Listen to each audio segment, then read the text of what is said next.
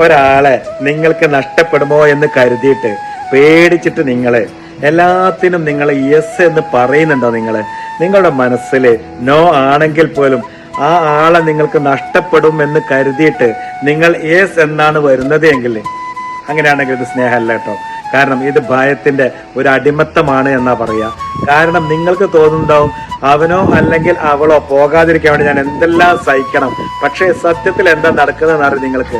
നിങ്ങൾ ബന്ധം കാക്കുന്നില്ല അവിടെ എന്നുള്ളതാ. നിങ്ങൾ നിങ്ങളെ തന്നെ നശിപ്പിക്കുകയാണ് എന്നുള്ളതാണ്.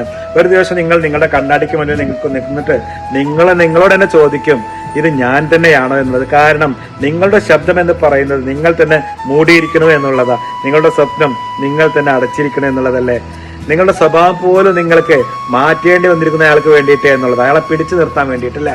ശ്രദ്ധിക്കുക, നിങ്ങളുടെ സ്നേഹിക്കുന്ന ഒരാൾക്ക് നിങ്ങളോട് നോ കേൾക്കാൻ വേണ്ടിയിട്ട് ഒരു മടി ഉണ്ടാവില്ല, ഒരു ബുദ്ധിമുട്ടുണ്ടാവില്ല. നിങ്ങൾ മനസ്സിലാക്കുന്ന ഒരാളാണെങ്കിൽ നിങ്ങൾ മിണ്ടാതിരിക്കാൻ ഒരിക്കലും നിങ്ങളെ നിർബന്ധിക്കല്ലേ എന്നുള്ളതാ. നോ പറയുന്നത് കൊണ്ട് ആരെങ്കിലും പോകുന്നുണ്ടെങ്കിൽ അങ്ങോട്ട് പോട്ടെ എന്ന് വെക്കണം. കാരണം എന്താ വെച്ചാൽ അവർ പോകേണ്ടവരാണ് എന്നുള്ളതാണ്. അതുകൊണ്ട് അങ്ങനെ വിചാരിച്ചാൽ മതി. ആ കാര്യത്തിൽ നിങ്ങളെ മനസ്സിലാക്കാത്ത ഒരാളെ നിങ്ങളുടെ ജീവിതം മുഴുവൻ തള്ളിക്കൊടുക്കേണ്ട ഒരു കാര്യവുമില്ല.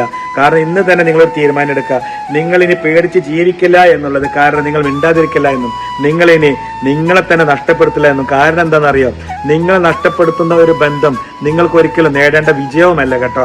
അതുകൊണ്ട് നോ എന്ന് പറയാൻ പറ്റുമെങ്കിൽ കഴിയുന്ന കാര്യങ്ങൾക്ക് നോ ആണെങ്കിൽ അത് നോ തന്നെ പറയാൻ നിങ്ങൾ മനസ്സിലാക്കുന്ന ഒരാള് അത് നല്ലൊരു നോ ആയിട്ട് തന്നെ എടുത്തോളും കേട്ടോ.